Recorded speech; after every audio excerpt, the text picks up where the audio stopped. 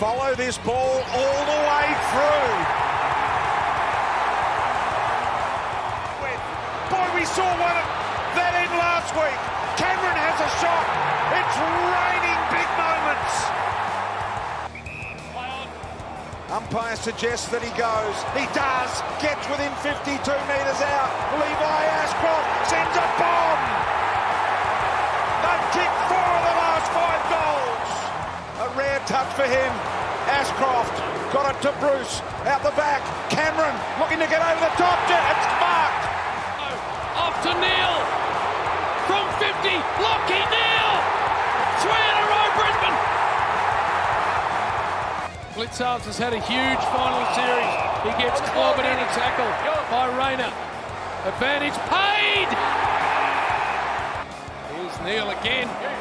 Off to Ashcroft. No way.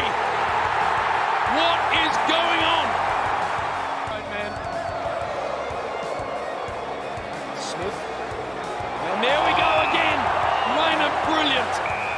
The Brisbane Lions will win back-to-back AFL premierships. Amazing scenes.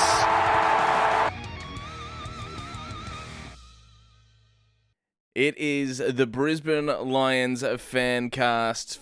We've only got a couple more episodes to go in 2025. If you are watching this on YouTube, you will see that my co-host Patrick is currently under wraps at the moment because on the 23rd of June this year, this is what he said. And Bruce Reville came in as well. And he started. Tell you what, his hair has grown. Oh, yes. Brucey, the cornrows were down past his shoulders. So, a bit like me. I don't have my hair out very often, but it is quite long. So maybe if we win the premiership and Bruce Reville is playing and gets medal, I will tempt the fate of cultural appropriation and cornrow my hair. If we win the premiership and Bruce Reville is playing and gets medal, I will tempt the fate of cultural appropriation and cornrow my hair. So I'm so glad that's recorded, and we can look back on that in due course. Here we sit on the 28th of September, and the Brisbane Lions have defied the odds and gone back to back. No Joe Danaher to start the year. Injuries to Jack Payne, Noah Answorth, Link McCarthy, Tom Doedee, Kitty Coleman, Lockie Neal, Jared Berry. The hardest draw, arguably, in the history of the AFL. We've done it. We've absolutely done it, and done it well. Comprehensive fashion in the second half against the Cats. And now is the time to see if Patrick made good on his deal. Because, I'll be honest, if it were me, I would have welched. And I'm happy to say that. I would have welched on this deal.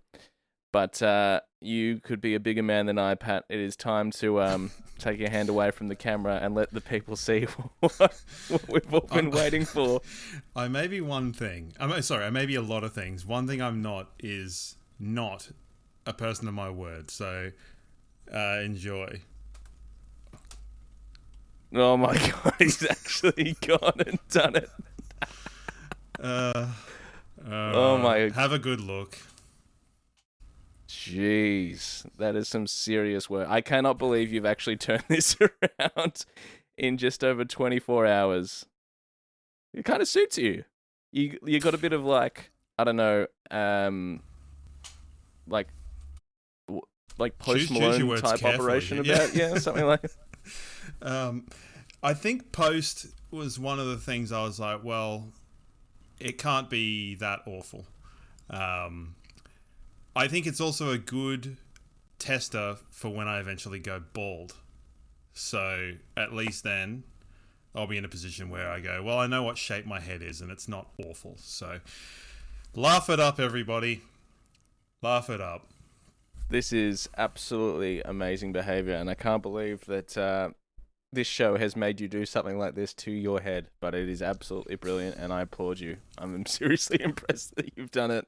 See, look how long it is. That's crazy.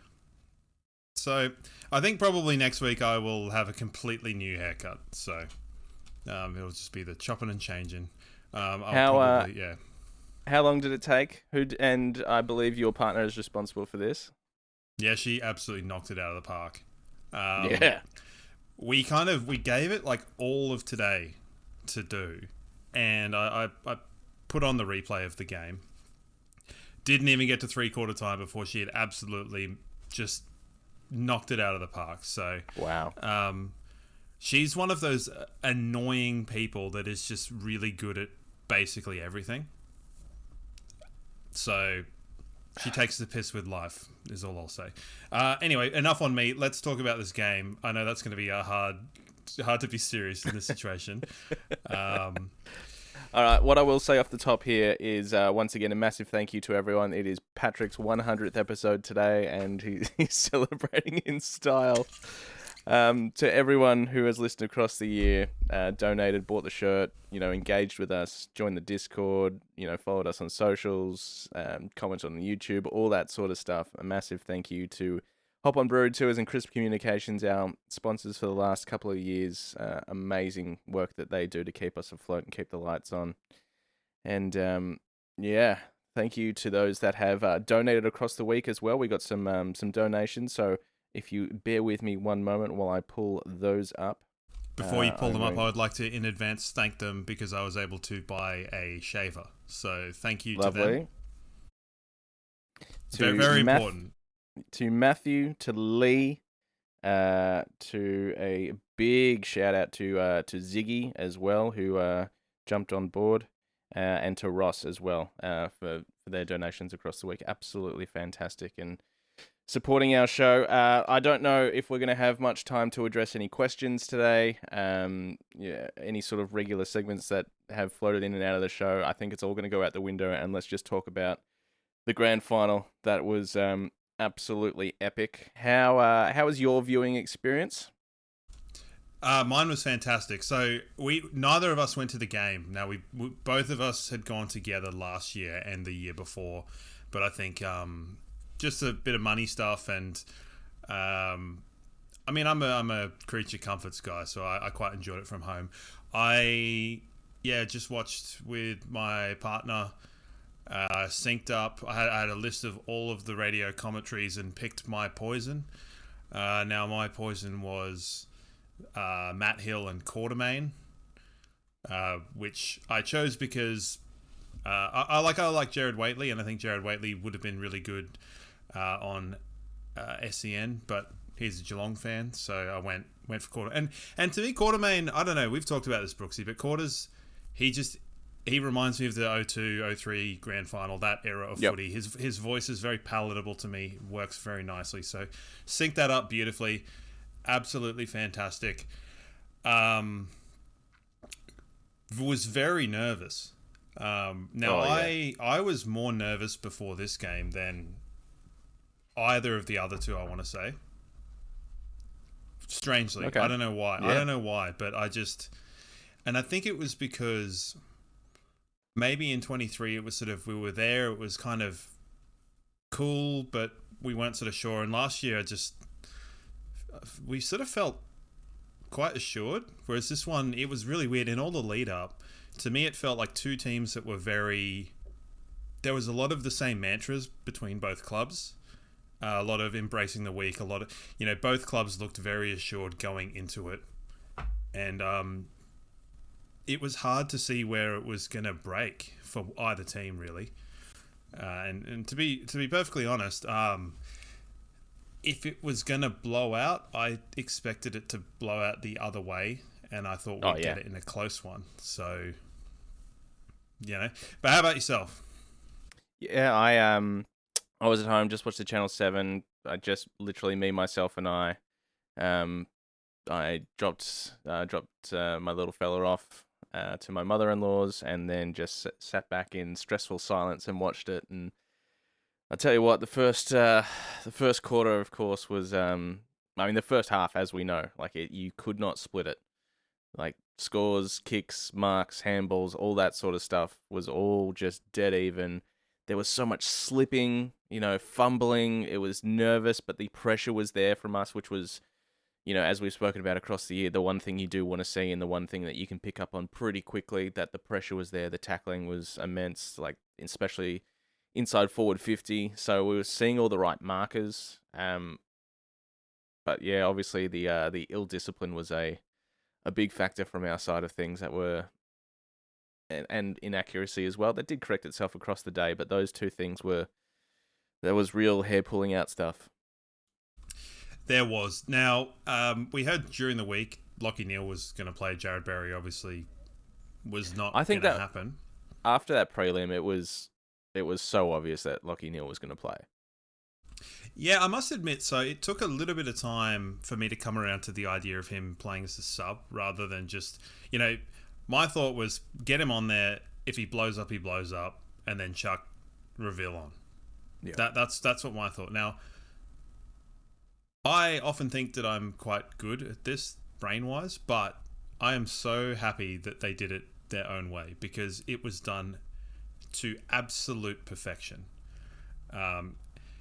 With the exception of a certain later on injury. But that, you can't obviously plan for that sort of stuff, and that would have happened anyway, and, this, that, and the other. So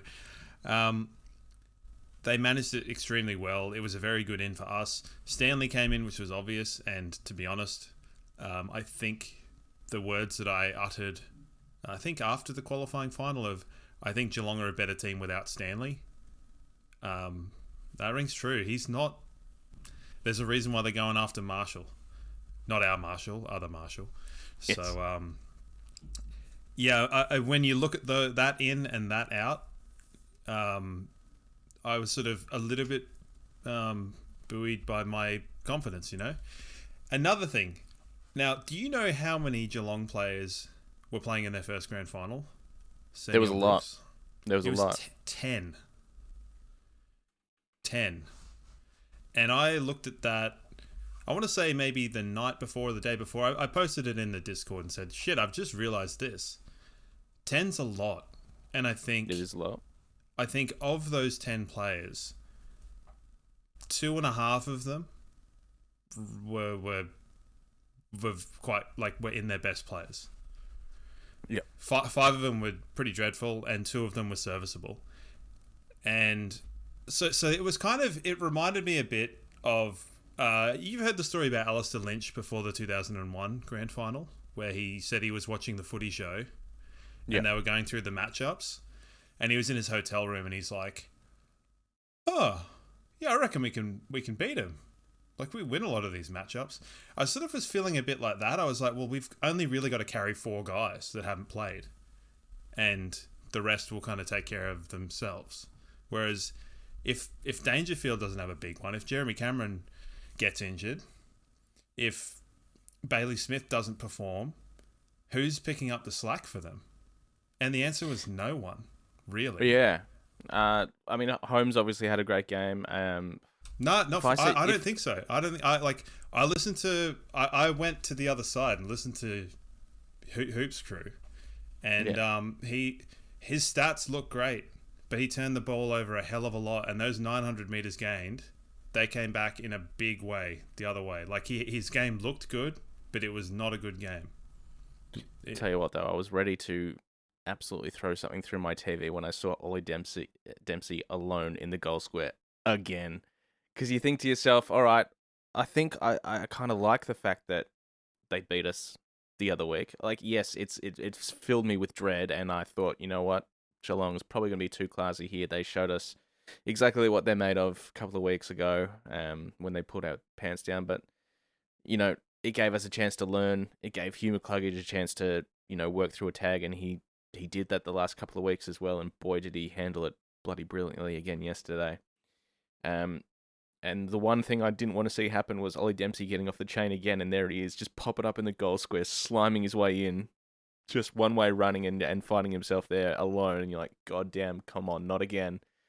But we had a plan for him though, and although it obviously broke down at the very beginning, he basically didn't do anything until the last 5 minutes of the game. When it was dusted.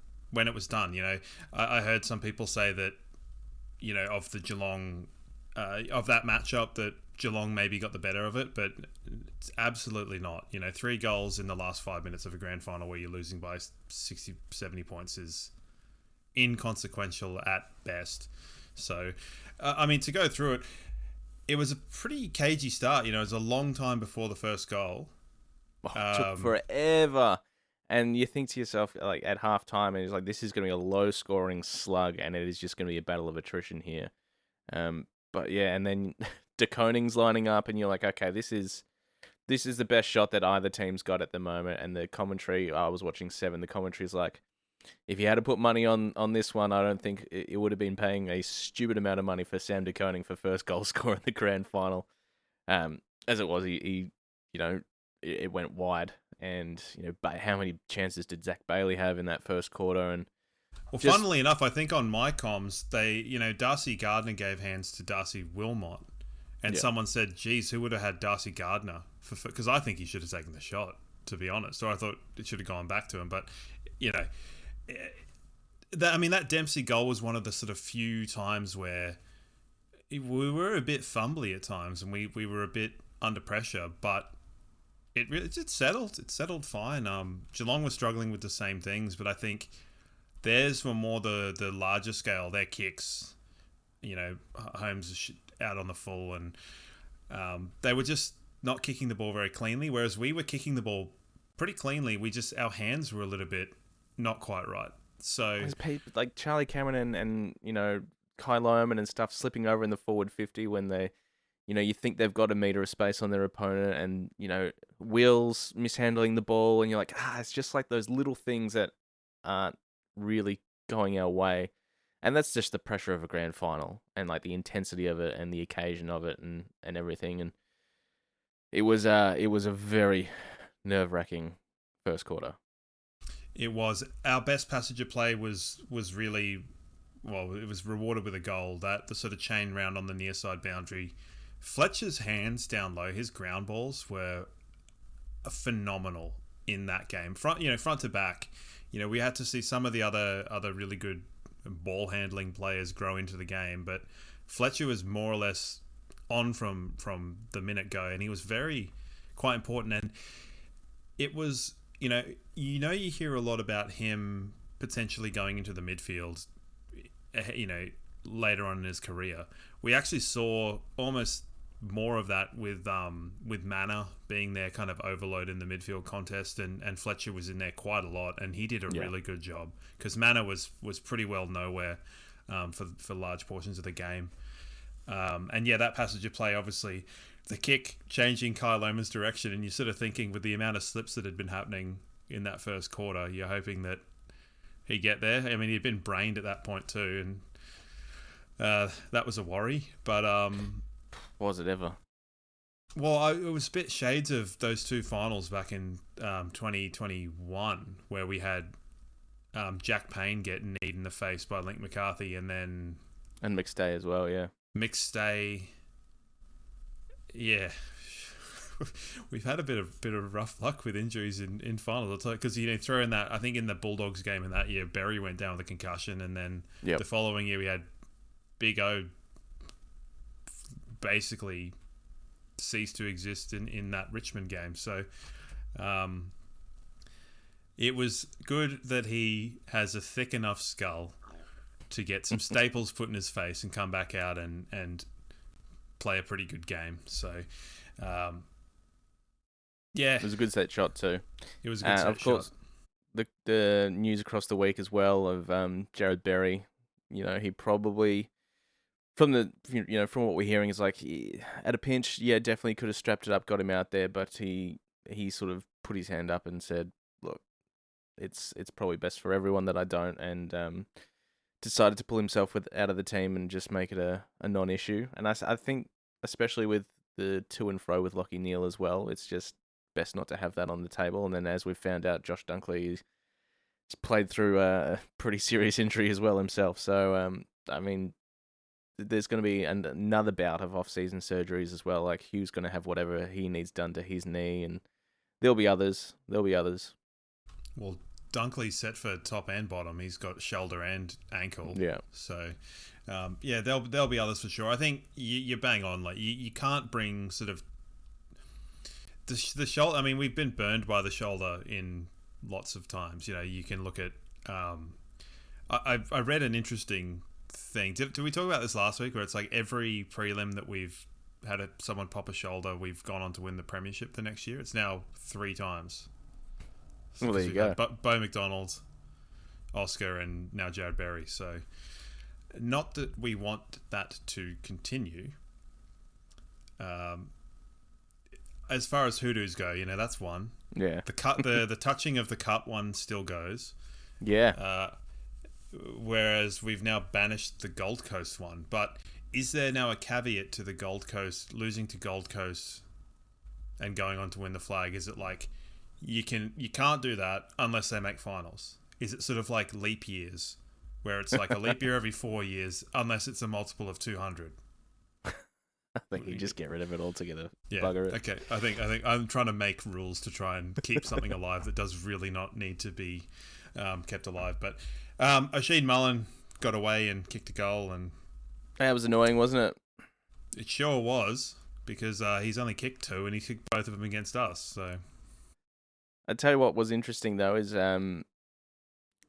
probably the word before the game is that Blitzarves was going to play forward and play a negating role in Harris Andrews, and that sort of did happen in the back half when things were already too late and Harris had already found his groove. We spoke about it on the show, and I said, do you reckon Ryan Lester gets first crack at Jeremy Cameron? You said, yeah, definitely. Didn't happen. Dizzy went straight to him and played a phenomenal game.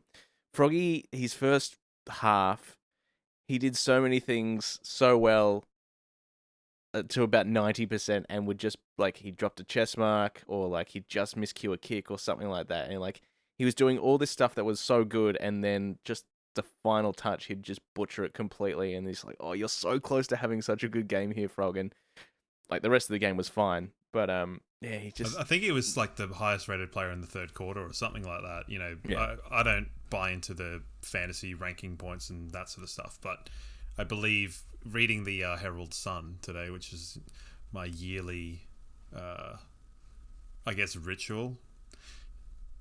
He was highest ranked player in the third quarter, but it was a classic example of like reward for showing up continually, because eventually it was going to turn, and it did.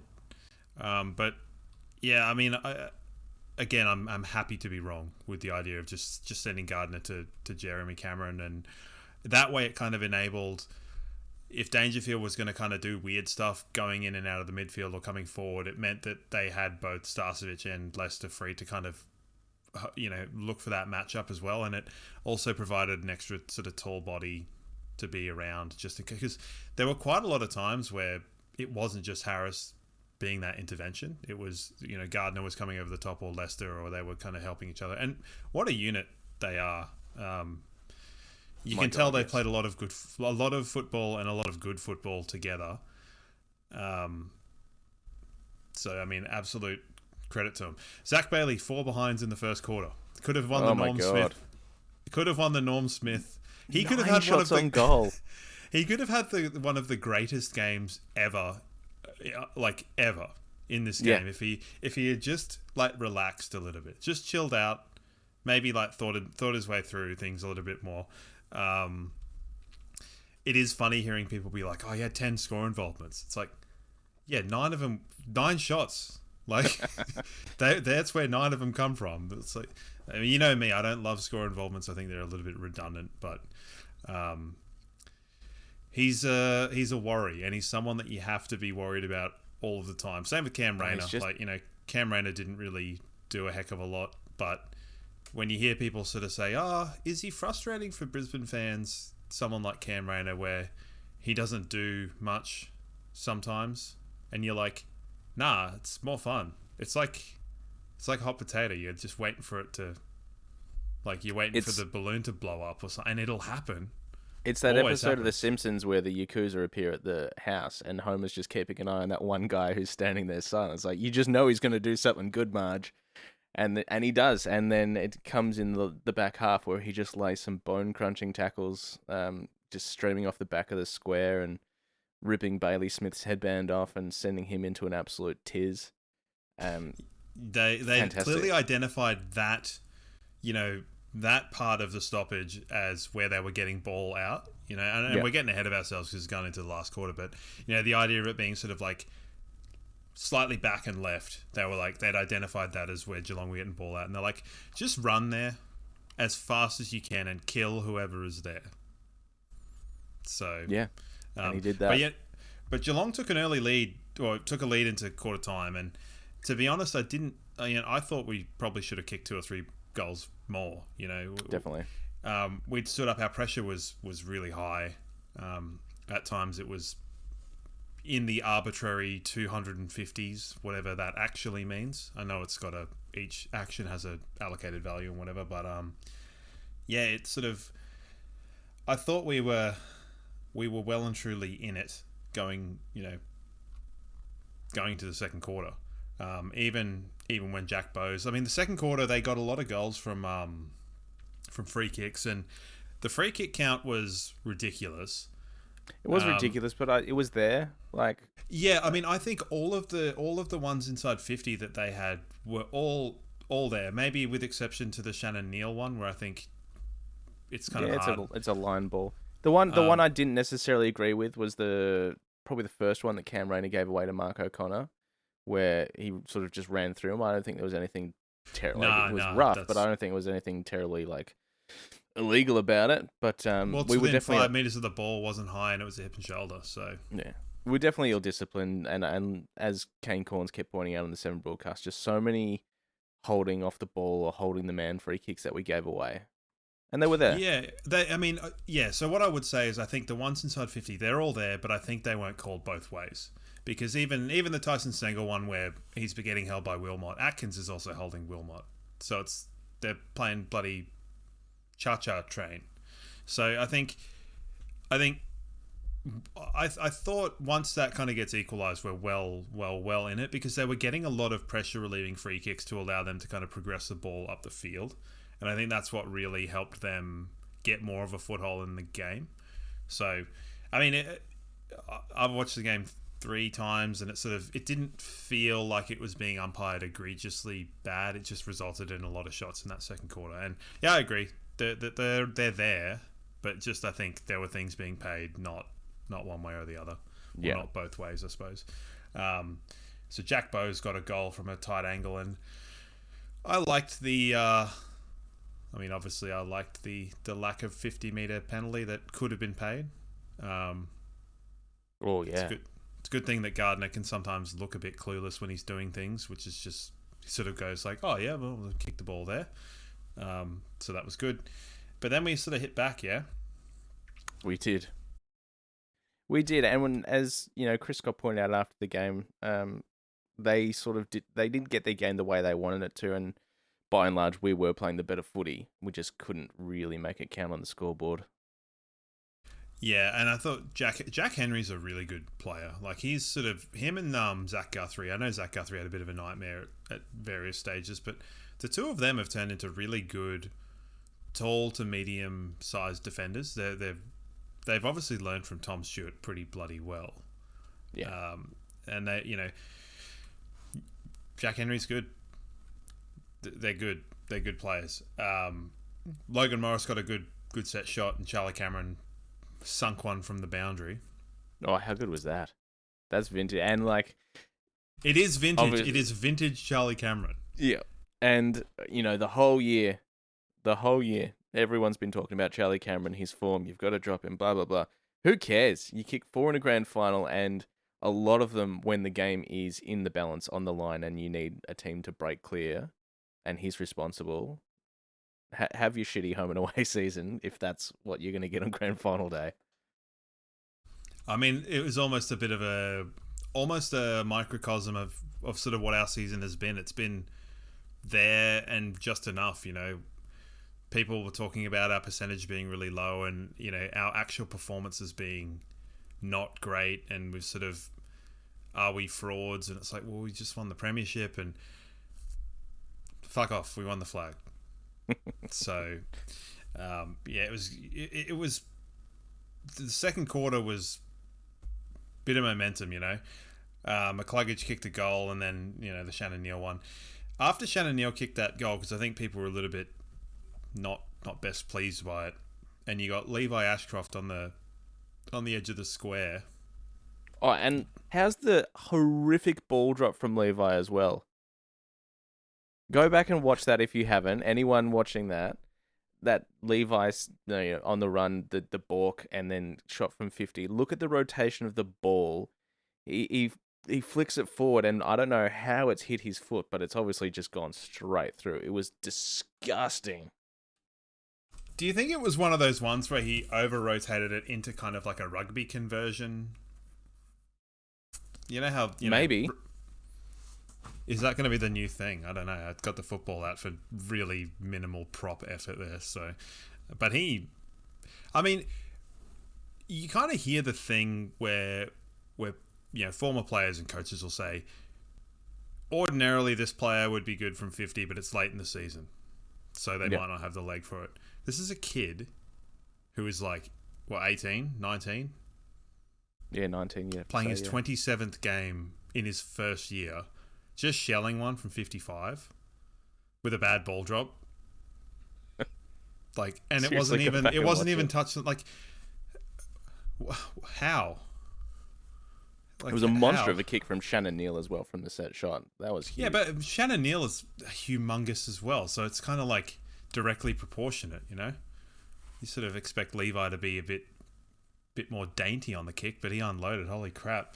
So that was a good response, and then Brad Close kicked one to tie it up at half time, and you're stuck with a situation where, what was it, the first level grand final since 1909 or some nonsense like that. Crazy. And not just the scores, but everything all just neatly wrapped up, evenly poised.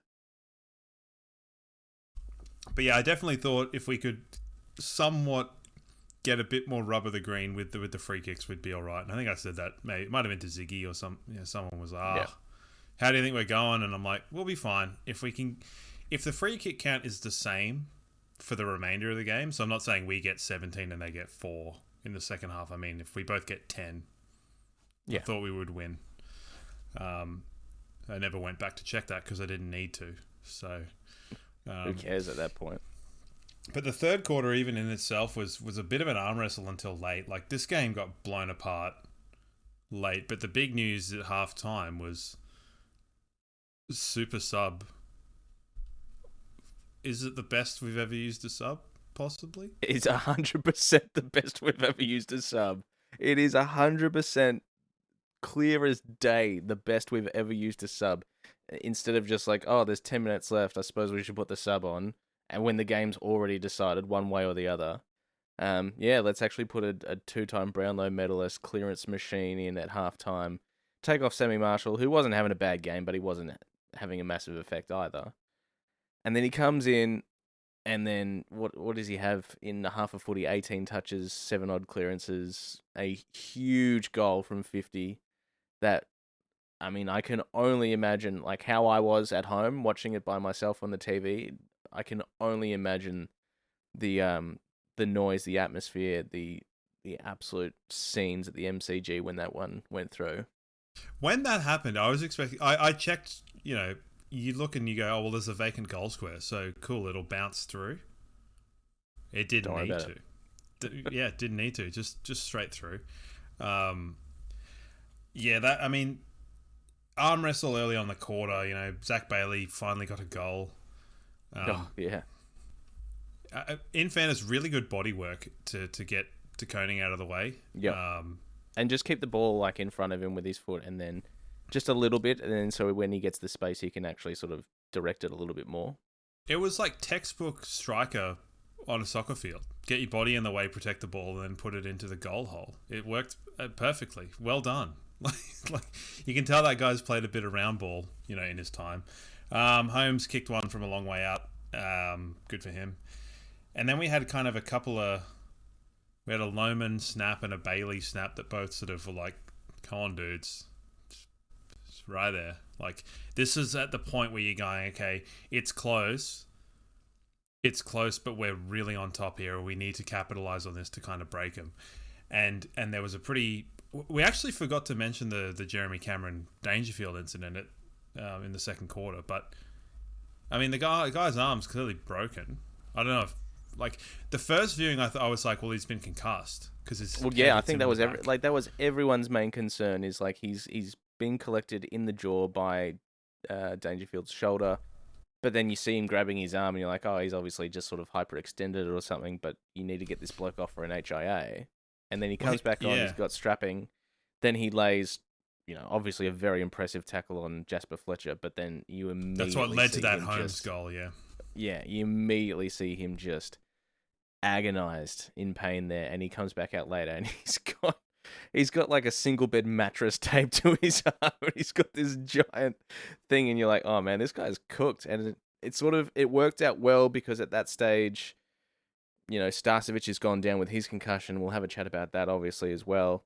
It does free up, you're like, oh god, well now that gives Paddy Dangerfield the chance to sort of let loose in the 50, but at the same time, Jeremy Cameron's off, so maybe Dizzy takes that, and he sort of did his role there, and Froggy, they chopped and changed, and obviously covered the situation brilliantly in the end. But it was when Cameron had the collision, you can tell, because like his arm gets pinned on Dangerfield, and then he actually knees his own arm, and that's what breaks his arm.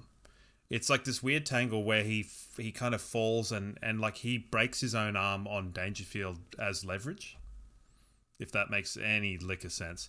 But it was a very, that Neil goal was so important within the context. Yeah, and I know he kicked the goal after Charlie Cameron had just chimed in with 2. But it was at a really pivotal moment where you go, Starcevic has just gone down. I don't think he's going to come back. We're now down to 3 on the bench. We got to make hay while the sun shines, because I think we were probably all fearing the outside game, because Bailey Smith and Max Holmes had a bit of the ball, but they hadn't like taken a hold of the game the way that they have in other games. And if that ball had gotten onto the outside with 3 on the bench, you're in a bit of strife. Like you're in a little bit of strife. But I think they were kind of planning for that in the back end of the third quarter, because I think Levi spent a fair bit of time off the ground, kind of prepping for the last quarter at times. But Charlie Cameron, he could barely hit a set shot like early on in the year. All year. And he's hit all bar one, but that one was sort of, you're almost, in the last quarter, you're kind of just looking to burn the 30 seconds. So just keep hitting them points, taking the 30 seconds. And by doing that, you're just taking time off the game. So, but Lachie Neale's goal will be immortalised forever. Yeah, absolutely huge. And it just, because I don't know if you heard your mate Hoyne. Is this red time gear? Oh, red time. Oh, this is what I was going to say is like, one thing, aside from learning our lessons from getting absolutely pants by them a couple of weeks ago, we clearly knew that Geelong come out hard in red time. And, cheers, Hoyne. What were they? Plus 460 odd points in red time, and the next closest was like plus 200 or something like that. It was just a mammoth amount, and it is part of the reason they absolutely smacked us a couple of weeks ago as well, and we just didn't let it happen. No, well, I mean, their stats all read what they kicked 1, and then the 4 goals at the end that didn't matter. So they still kicked 5 goals in red time, but I really wish you could like see the stats up to a point in the game. I want the stats up until midway through the last quarter to make, just to see, not for, I know that that's stupid, but we got them in red time, big time. And then to just start the fourth quarter, Blitzarv's got smashed by Rayner, and then Charlie Cameron's having another shot on goal and kicking a goal. And at that point, you're like, okay, shit, like, is this happening? Yeah. It took me a minute, and it was, I think, maybe Bales' goal in the last quarter, his second goal in the last quarter, and I looked at the scoreboard, and it's like 7 goals, and there's maybe and you go late. Hey, you go so late. Of course I go late, man. I called it. 10 minutes left, I was like, yeah. they're not coming back from this. They're not coming back from this. And then after that, we piled, like, Lohman hits the scoreboard, McCluggage kicks a couple, Bailey kicks another, and you're like, these guys are done. We've just absolutely broken them. I called it an Ashcroft's goal. I was like, we're done here. Like, it's fucking all over. Which is 1, 2, 3, 5 goals before you, I think. Now, I want to ask a question, because Blitzarv's kicked a goal. I should not have given Blitzarv's shit like 3 years ago about like, oh, I've never seen that guy kick a goal, and he's kicked a goal in every game ever since. Now, he got a 50-meter penalty. How are you supposed to man the mark? Like, how are you supposed to... Like, what are you actually functionally supposed to do there to man the mark? I don't understand. Like, Yeah.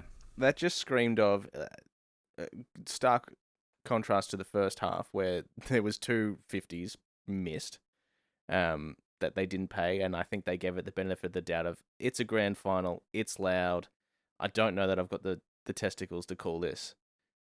You flash forward to the last quarter, it's like, oh, they're down by 7 goals, whatever. Like, I'll pay them this one. But I just don't understand. If anyone can actually tell me how someone is supposed to man the mark when a guy gets an uncontested mark in that sort of a situation, it doesn't, particularly. So you had the Lohman one where Holmes just waltzed across the mark at halftime or 3/4 time, whatever, where he was lining up for the big tour. What? Isn't it like, okay, he's having a shot, so put someone on the mark? I don't understand. Anyway, not worth thinking about. Cam Rayner capitalised on some nonsense. Poor O'Connor dropped the ball. Bad kick from Guthrie, but, whatever. Cam Rayner had a good time with it. Cam Rayner getting booed, which is fun. One thing I also like is when our player gets booed and our fans don't immediately cheer him in that kind of like the way that people do to Dacos and Bailey Smith, where it's like, oh, you're getting booed, so we'll cheer him, we'll give him a cheer. It's like, no, let the guy be booed. It's fun. It's funny. Like, if a guy's getting booed most of the time, let him be booed. You don't need to come over the top with like polite, like theatre applause. Just to be like, no, he's a nice guy. It's like, nah, he's obviously a villain and it's funny and he likes it. So good job, Lions fans, for not doing that. Thumbs up. I don't think, I mean, you'd struggle to find many fans that would sort of try and defend Cam after the you're not justifying that shit, I tell you what. Yeah, but having said that, you could say the same thing about Bailey Smith. I mean, it's hard to justify some of his behaviour sometimes, so whatever. Oh, don't worry, they do. So, they do. I mean, I don't mind Bailey Smith, to be perfectly honest. I think he's fine. Yeah, but you also like Blake Hardwick, and there's plenty of people you like that I can't stand. So, let's not get into this discourse, because, yep. All right, let's. Then we just kick goals for fun. Did we what? McCluggage decided he wanted to have a 25 disposal and 4 goal game. Everyone was burning everybody, and no one cared. Zach Bailey kicked 3 goals in the end, and Ollie Dempsey kicked 3 goals, and Sean Manor was seen.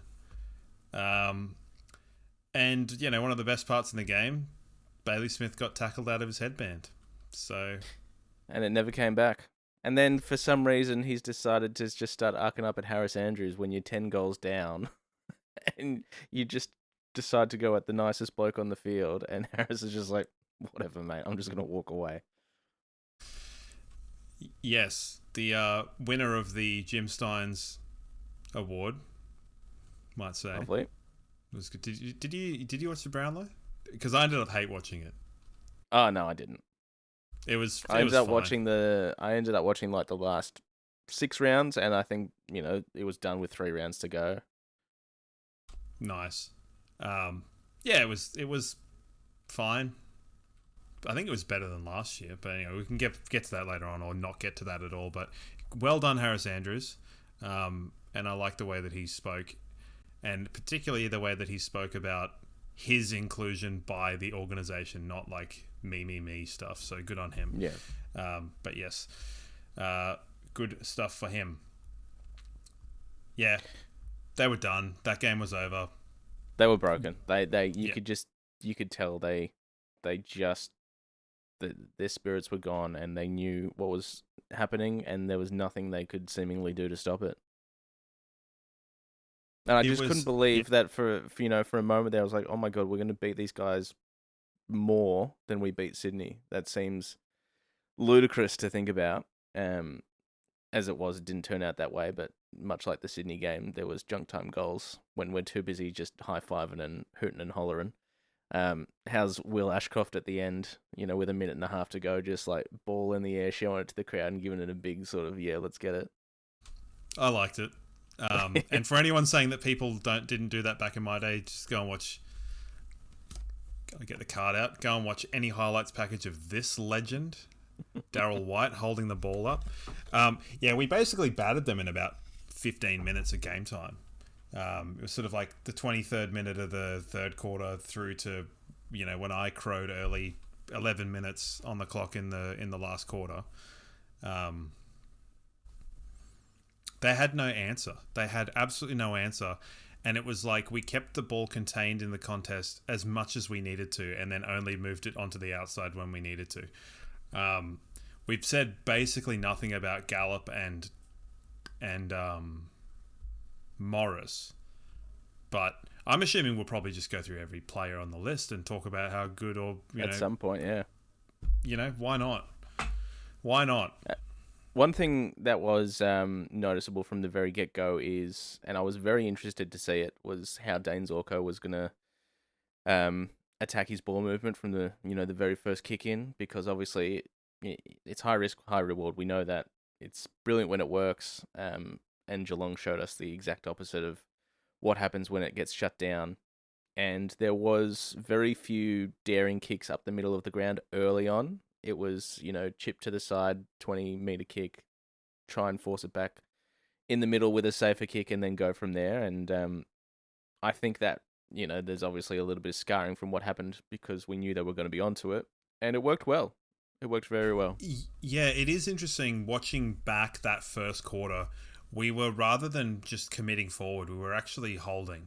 And it was almost like we were trying to sort of say, well, we'll get the ball past halfway if we can take a contested marker, if we can sort of win a one-on-one or get some run through the midfield without overcommitting. It'll at least keep us in the game. It just means we won't get torched and blown out on turnover. Which is what made that Ollie Dempsey goal at the beginning so it was uncharacteristic for the game. And it was just because we had a sloppy turnover and I think a drop mark. And then it just was... It was a shank from Froggy. Yeah, poor fella.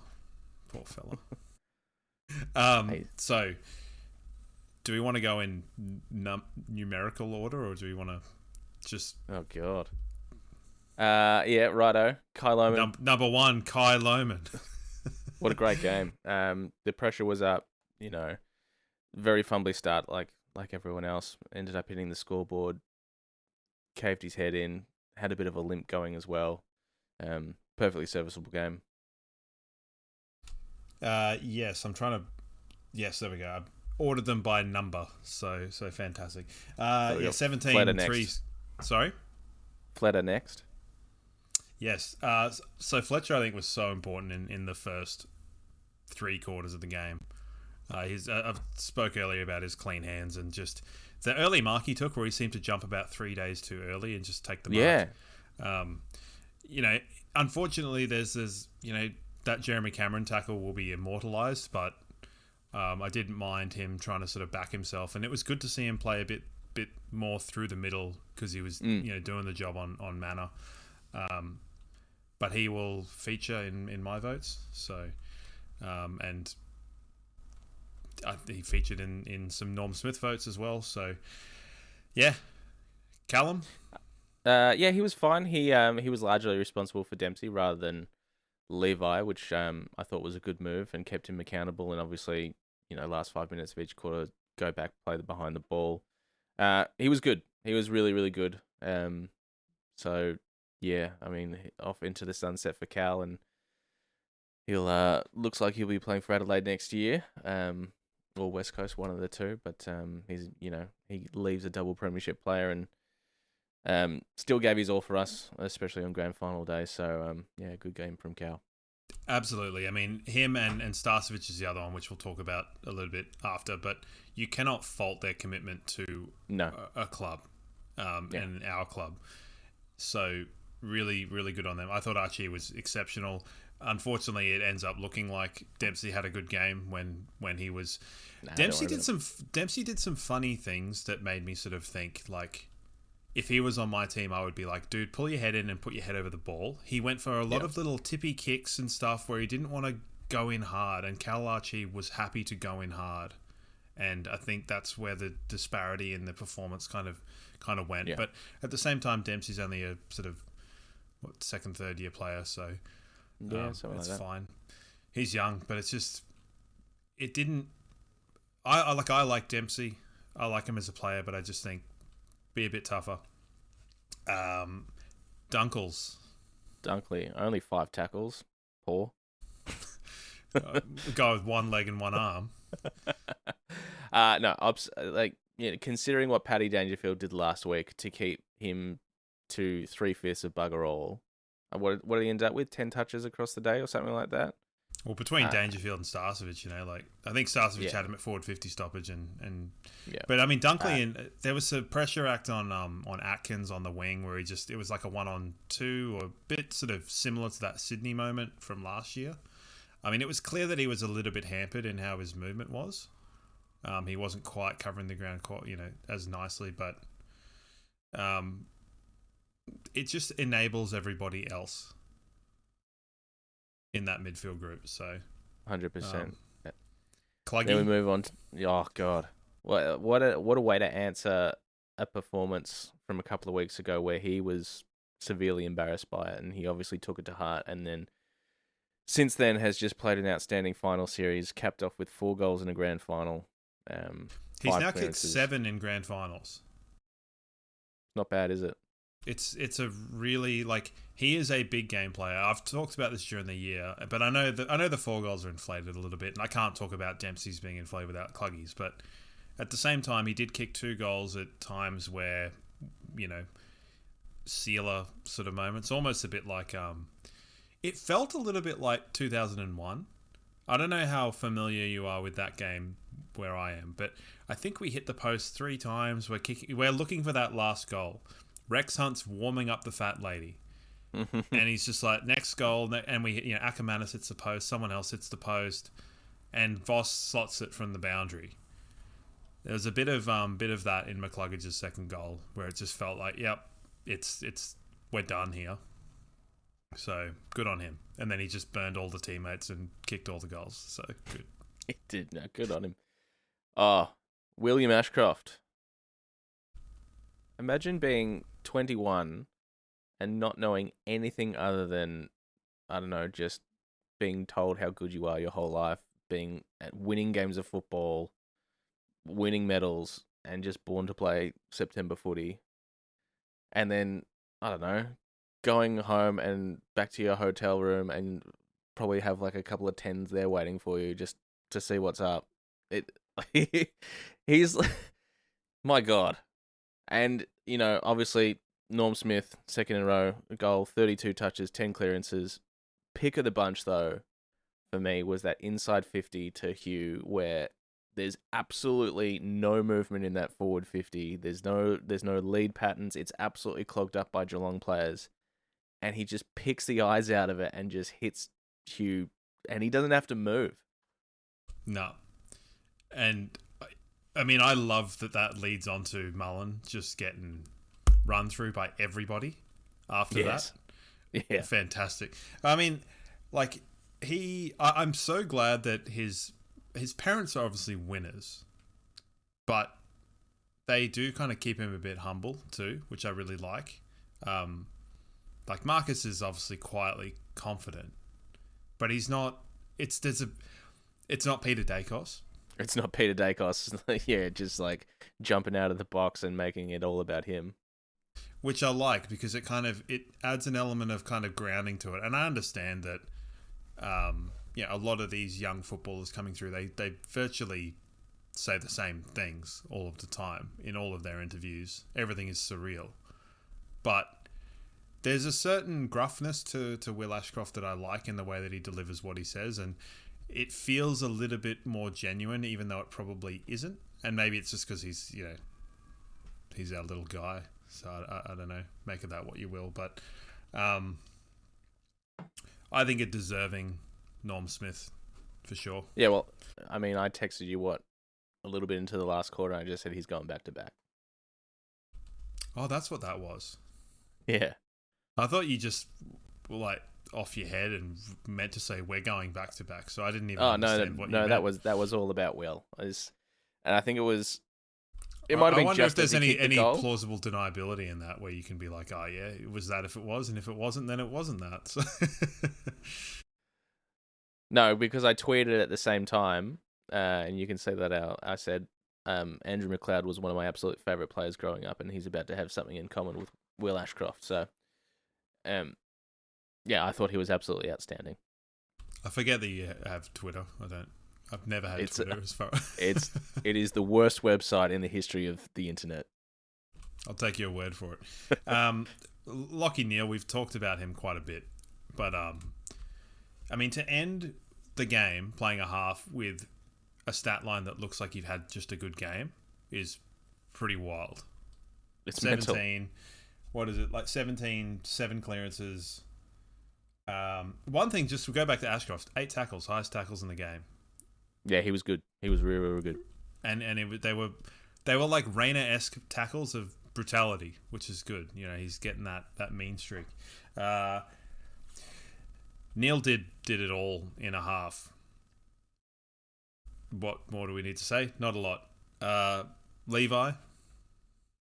Yeah, he was good. He was good. He was really good, actually. Probably one of his better games. Yeah, and I think he had some really, really nice kicks. Because Geelong were kind of flooding the corridor a bit, it enabled us to almost play a corridor game on the outside. We were picking those kicks and getting through, and there was some nice, almost like hybrids where he's taking stuff from Will, he's taking stuff from Hugh, his spatial awareness of going, all right, well, I'm here, I'll let him run past, and I'll dish the ball to Oscar or whatever, and it bodes really well, and it's nice to see him play a bit of midfield in the back end of this year to then sort of see where where hopefully he will be going in the future and how bloody mental that'll be. Capped it off with a good goal we talked about, so good for him. Logie was good. Him and Gallup, both good. Like, just really serviceable, keeping the key backs busy and taking their opportunities when they provide themselves. I mean, they're children. Yes. They're children, and they're relied upon. It's like, you don't deserve to be bearing this burden, guys, but here you are, and you're not shying away from it. Gallup started really well, and there were some moments with Gallup where he just beelined the ball, shows no fear. The lead up to the first of the cluster of goals in the third quarter, where he just beelines through, he gets it to Ashcroft, he gets it to Rev. It's like, these guys are obviously so coachable. They're just willing to do what they must for the team, which is it's so weird, given that, you've had the kind of schizophrenia of Danaher and Hipwood at times, where you're like, which one are you going to get? And this time you just get these two guys, they probably can't. Well, I don't know. Maybe their ceiling is as high as those two, but they give you a more consistent level. It definitely reminds me more of like a Brown and Bradshaw type lineup in that forward 50 of like solid bodies and genuine good footballers that you know what you're going to get. And they were pretty good, Brown and Bradshaw. So, it's pretty mental. Mental. Zorko, your man Zorko. Zorko was as good as always. I mean, another fantastic year, and he's going to go around again next year. It's absolutely unbelievable what this guy's doing at 36 years old. I'm not even 36, and I can't even comprehend what the hell is going on. It's unfair. It's unfair. And to play every game, 27 game seasons in a row at that age, and to be performing at an elite level and being so instrumental to the way that we play our game, move the ball, and win games of football is ridiculous. And I think just as well, it rubs off on the other guys. It makes Wilmot a better player, or it's made Wilmot a better player. It's made Fletcher a better player. It's kind of fast tracked that. There's a bit of Hodge to it in a different sort of a way. Whereas I think now, if you go back 2 years and Coleman doesn't do his knee, I don't think Wilmot's as good a player now in that timeline. Yeah, but, very possibly. Maybe that's not right. But I think that it's helped Wilmot a lot because, Zorko, yeah, he's good. And he's obviously good. He's good for the team. Not good for Mason Cox, but sucked in. Yeah, who cares? Cam Rayner, we've sort of spoken about him a little bit. That second half, huge. Finished with a goal, which was nice for him as well. Kicked a lot on his left. I don't hate the just complete lack of hesitation to do it. It's good. And yeah, one of my moments of the day was just that tackle on Smith. But I like the Blitzarves one better. Like, I think the Blitzarves tackle was a better tackle, but obviously the Smith one stands out because of who he is in the context and, the headband and all the theatre behind it as well and the colour. But I think the tackle he just launched on Blitzarves was extraordinary. The Blitzarves one was pretty... Well, it also dispossessed... it dislodged the ball, which enabled the quick run through, which was obviously, the 666 that enabled Charlie to just beeline the ball. So you're probably right, but, visual moment of the week. Yes. See you later, headband.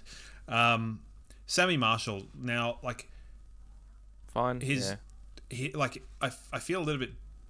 I feel bad for him because I've been an individual that's been substituted in a grand final that we won, and I didn't play badly. I had my role to do. I did my role, which was to run a lot and then get out of there, let the old guys come on and score the goals.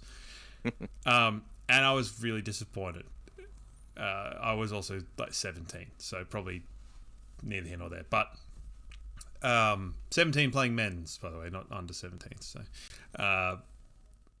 So I could see him feeling a little bit not quite as a part of it as maybe he should. And I don't think that he should feel that way personally, but it's a hard thing to tell someone. He's certainly not listening to me, that's for sure. But like I said, he wasn't. He didn't have a bad game, but he certainly didn't have a huge impact either. And I mean, what can you expect from this kid in his first year? Hey, you're in the grand final team. You're doing something right. Absolutely. And, there's not a lot of difference between, what his game was and what some of the Geelong players that weren't able to affect the game as well, that were vastly more experienced than him. So I think it's only going to get better for him. And he'll be obviously far better for the experience. And I hope that over this next group of time, he can feel, more in the group. And yeah, good on him. Definitely. He's a premiership player in his 7th game or 9th game or 11th game or whatever. So cool. Unbelievable. Ty Gallop, very similar. 6 games and an AFL premiership under his belt. He was good. I just love his follow-up work, his attack on the ball, and his attack on the player with the ball. For a key forward, it's rare to see, but it is brilliant. I really hope he doesn't lose that.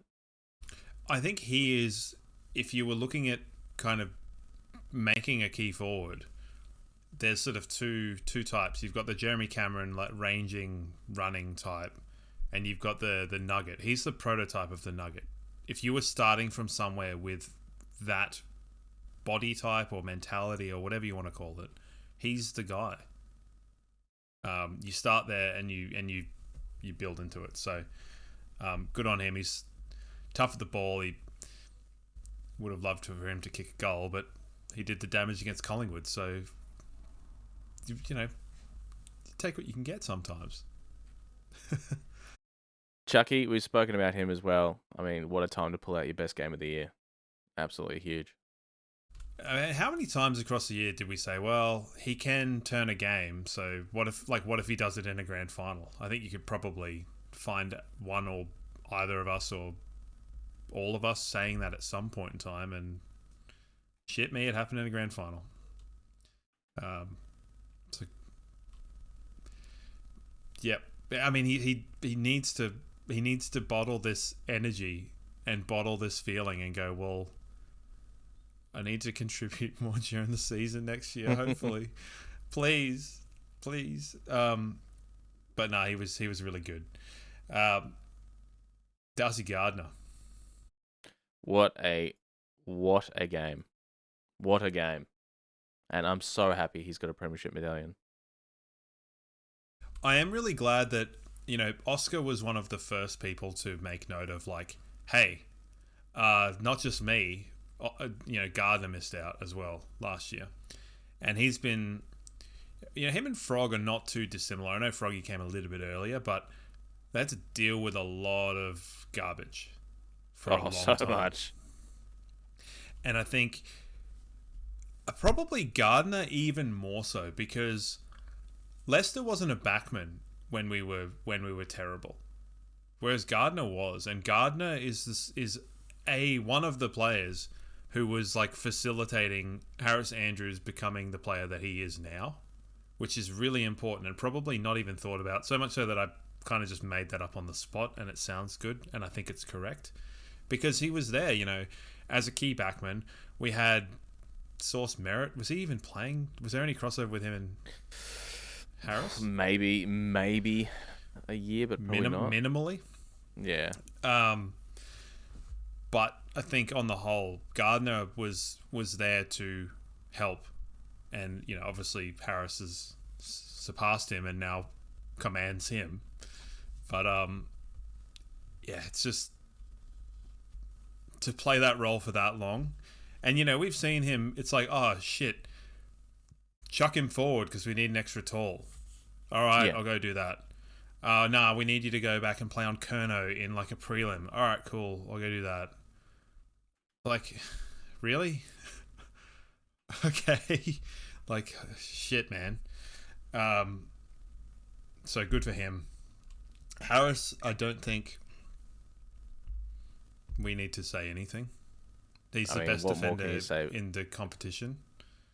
There's been discussions in various media platforms now of like, all right, it's time to start talking about this bloke in the same, breath as Rance and Scarlett and names like that. So, I mean, that tells you what you should. Well, for such an extended period of time as well. Yeah. Hearn is another one as well. I think he's got similarities to that style. He's the best defender, and I think he's one of the better people in football as well. So, love that guy. I'm so glad he's our captain. Yes. Now, Geelong reject Darcy Fort. 45 hitouts Fort. Absolutely towelled Reece Stanley Fort, who pushed him out of the team. 2-time Premiership Ruckman Fort. Let's go. It's just, Geelong get a lot of positives for their recruitment. But, I don't know. They probably could have used Darcy Fort in this one. And they probably could have used him last year in the prelim too. I'm sorry, Reece Stanley. You're just not very good. I mean, he looks like a science teacher, and I love that. And I love the little I don't know, he just does all of the correct, he makes all the right decisions all of the time. And that's once a really again, hard his thing to get, follow-up work and ground level ball, especially in the middle of the ground, is really underrated, I think. Absolutely, and he's a skilled player in his hands, and it's good decisions. And I mean, the two of them are still going to be here next year, assumably. Yeah, well, let's see what happens over the next couple of weeks. But it could be the sort of sold on Oscar. Yeah. Sorry, you're not sold on Oscar going around again? It's not that I'm not sold. I think there's a genuine possibility he retires. Yeah, it's hard to. The way Oscar talks about it is, well, we'll talk about that when we get to Oscar, right? Yeah. Zach Bailey, it could have been the greatest game ever. Since Gary Ablett, 89 or whatever. Which, I mean, that's technically VFL back then, so it would have been the greatest grand final in AFL history. He should have kicked 9, which is... He shouldn't have kicked 9. He should have kicked 8 goals, 1. But it's whatever. Like, his movement around stoppage, especially in forward 50. What an absolute headache for any other team. And you know, he's struggled at times. You know, we've been doing this podcast for 100 episodes, for three seasons now. And I remember there were serious conversations of, you know, I think in 2023 of, you know, what's he doing? And I was very steadfast, you know. Go on. It was just, you know, we know what this guy's capable of, and we know what he can do, and he's just not doing it, you know, often enough. It's sort of like once every 6 or 7 weeks he'll have a 3-goal game, and you're like, oh yeah, there it is, and then he'll go back to, you know, going absolutely missing. I think, you know, I was pretty steadfast at that time that it was something in the system was changing, because both him and McCluggage were sort of not playing. They were doing different things to kind of how we sort of knew them to be in the previous seasons. But I also was very steadfast in saying 17 other coaches will pick this player in their team. No questions at all. Well, and there's certainly no questions now. He's all Australian. He's almost had the greatest grand final ever. He's getting offered stupid money from clubs already, and hopefully we can hold on to him. I mean, I think it's just you play that one until you get to free agency and you make the decision then. So, unless you want to try and sort him out a new contract. But I think we need to be very almost like communist when it comes to this team at this point in time. Yeah. Which is probably, you know, not the most, I don't know, moral thing to say, but here we are. Your man, Froggy Lester. Yeah, I mean, you know me. He's one of my absolute favourites, close to all time. Certainly not because he's been a absolute star, but because of the bloke that he is and his story and the 1-year contracts of which he's got another, and just a good, honest man and a good, honest footballer. And yeah, we've spoken about it. He had an almost first half and then corrected himself in the second half and joined in on the party. And I mean, a lot of the backline wasn't really needed to save the world in the last quarter, because it's the ball spent the majority of the time up forward, and he almost got on the end of one. I was thinking the world was already gone and we'd blown it up out. You know, we destroyed the world. So, which is obviously, that doesn't make any sense at all. But no, he seems to be you know, I've talked about glue players, and he seems like a glue player on the field and you know, within the culture of the group as well. He seems very highly regarded and, you know, very looked up to a lot of the players and that sort of a thing. So it's really, it's I mean, like 5 years ago, Leicester, a 2-time premiership player. Crazy. You would have like got me sectioned or whatever. Oh, all right. Brandon Starcevic, you would imagine, has played out his last game for the club. Has he played his last game of football? He did look over the moon, like he was celebrating as hard as anyone. I think that I mean, there's two trains of thought. He looked very different to Calamachi at the end of the game.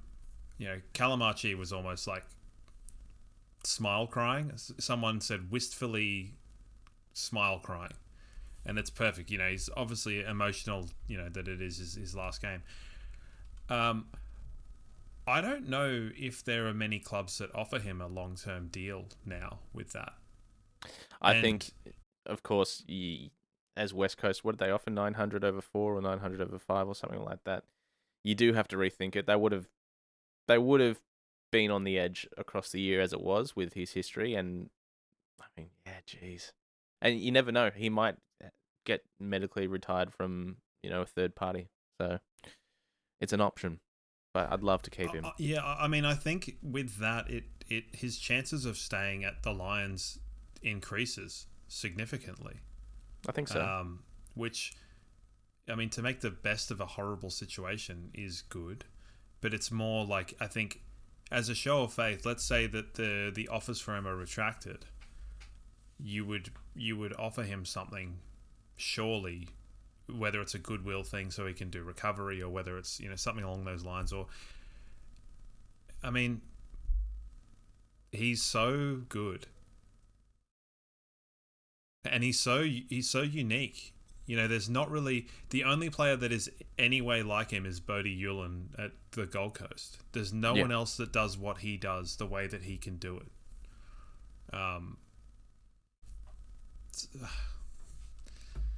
I don't know. I like him a lot. He's one of my favorites as well, and especially with Noah going to be missing the first however many rounds of next year. It's a hole in our team if he does leave. So I really hope he does decide to stay. It sort of does feel like he is genuinely undecided, but probably leaning towards going back home. And you can't really begrudge him if he's getting money. He's done all that he needs to here to go home and, you know, be closer to family and take some money and make the most out of his career, which is shortening. You'd have to think it's shortening by the day, and with each head knock he gets as well. So, look, he's going to do what's best for him, and he needs to.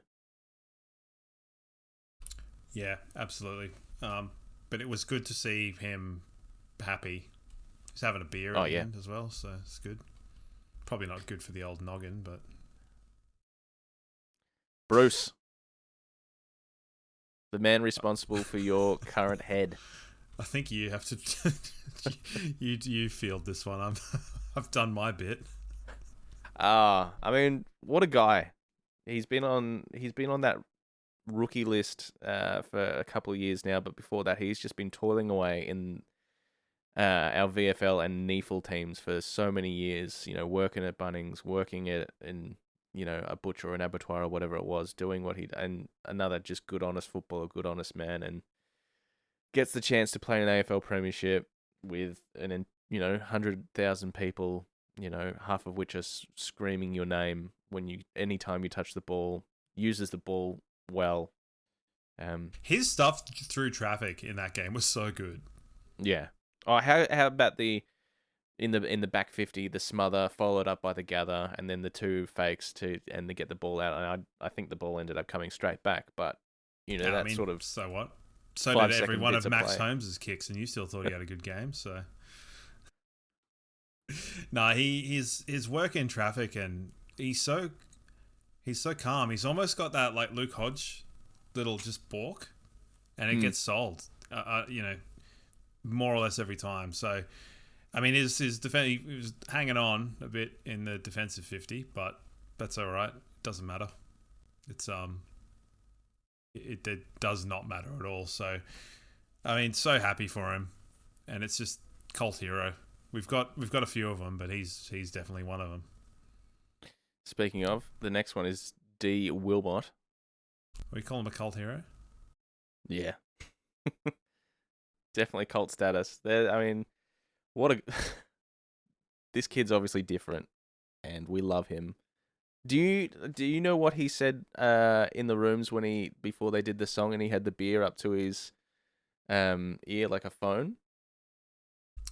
No. Are you hoping that I do, or do you know? I'm hoping someone does, because I generally, I've watched it a couple of times and I can't make out exactly what he's saying. So if anyone does know, I'd love to hear it. because I'm sure it was nonsense. Yeah, I mean, I've got theories, but I don't know, and I'm not going into those theories right at this juncture. So I did love how, obviously, when he went up to the lectern, got his medal, and Hamish McLaughlin knew to stand back. He's like, "Go on then, mate." And Monty's like, ah! How good. yeah, he also wore the hat before he went up on stage as well. It's like, dude, just because you get a hat doesn't mean you have to wear it. Like, you give it to the child. The Wilmot way. I love him so much. Worth noting that we did have. Now, don't ask, but we had the highest coefficient rating of handshakes to players in grand final history. Nice. Due to players shaking hands multiple times. So, that's good. And then the big O, the Cinderella story, who obviously missed out last year, but still created his own headlines. I don't know. He didn't have a good game. This one is surreal. This one is surreal. It's actually surreal. The use of the word surreal is befitting of this moment. Yeah. He took a couple of marks. He competed in the ruck. He was barely there, but he was there.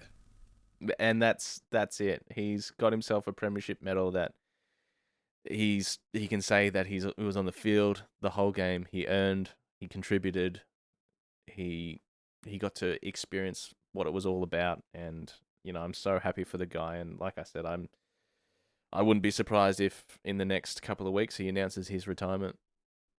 With everything that's gone on, like, his body's clearly just shot.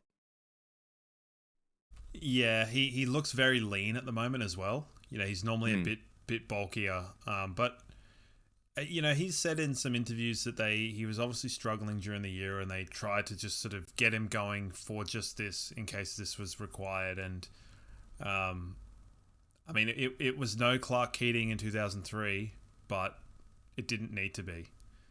It really didn't need to be. So I'm so happy for him, and I think everyone is kind of universally happy for him. So that's the boys. That's the team.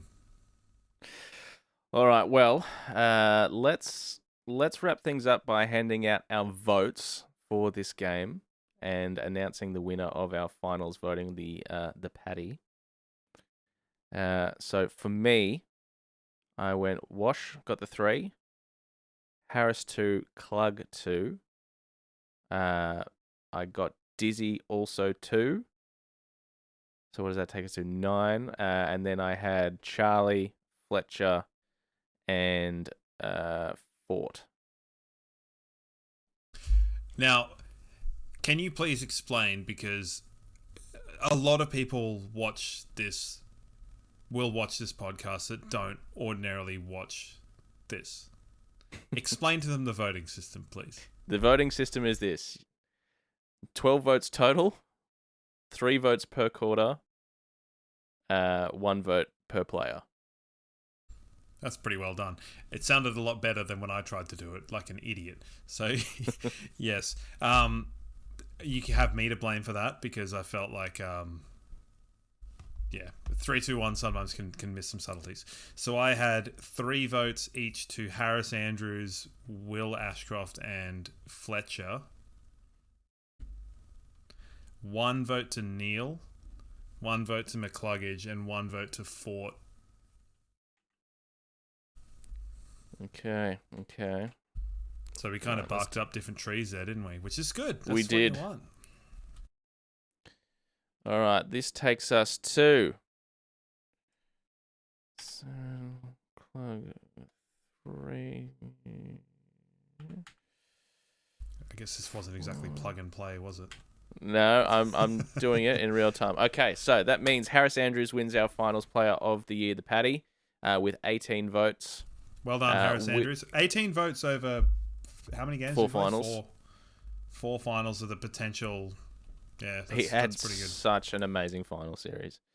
Will Ashcroft second with 16, and I dare say he will win the Gary Ayres award as well, because he was close and will obviously poll maximum. And I think grand final is weighted as well. So grand final is 1.5. He and McCluggage, I think, were on 13, and Soft Pants Newcomb was on 18 votes. Yeah. So I think he should end up winning that. McCluggage ends up on 11, Dunkley on 10, Bailey and Dizzy on 6. Gardner, what a series. Rayner, Bailey, Darcy Ford on 5, Fletcher on 7, Rayner and Bailey on 4, Berry on 3, Wilmot Gallup also on 3, Charlie Stas, Zorko and Archie all on 1. Good job, boys. Fantastically done. And well done, Harris. So McCluggage won the JB, which was the much more civilized 3-2-1 system throughout the season. And traditional Harris boring Andrews, system.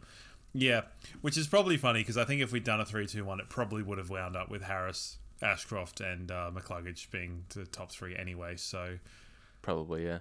Well, we're pushing the boundaries here. We might as well. Oh, fantastic. Hey, like I said at the start of the show, we were not going to have much time to talk about anything else other than the grand final, but we will be back next week. We will talk about many more things, a bit of a season recap. We'll pay a bit more attention to the girls who got a big win today against the Tigers, which was absolutely fantastic. Answer a bunch of listener questions, so please feel free to send them in via socials, email, Discord, whatever. Jump on the website, chuck them in there. And we will continue to revel in this fantastic season of a bloody back-to-back. And now I'm going to go online and get some merch. You had the chance to say we can reveal in this. I know. I thought about it, and then I thought, you know what? Nah. Bit too corny. Yeah, I see what you've done there. Oh God, I need to go and get rid of these things. So, what a time! What a time! Back to back. Unbelievable. Now, remind me, what did I say at the beginning of this season? That Zorko should get dropped. No, come on. No, I didn't, because Kadeen Coleman wasn't back yet. No, I said you're never closer to being back to back than when you've just won a premiership. So let's go back to back. That's true. And now what are you going to leave us with? We're going to belt Hawthorn in the grand final next year. I like that. That's my hot tip.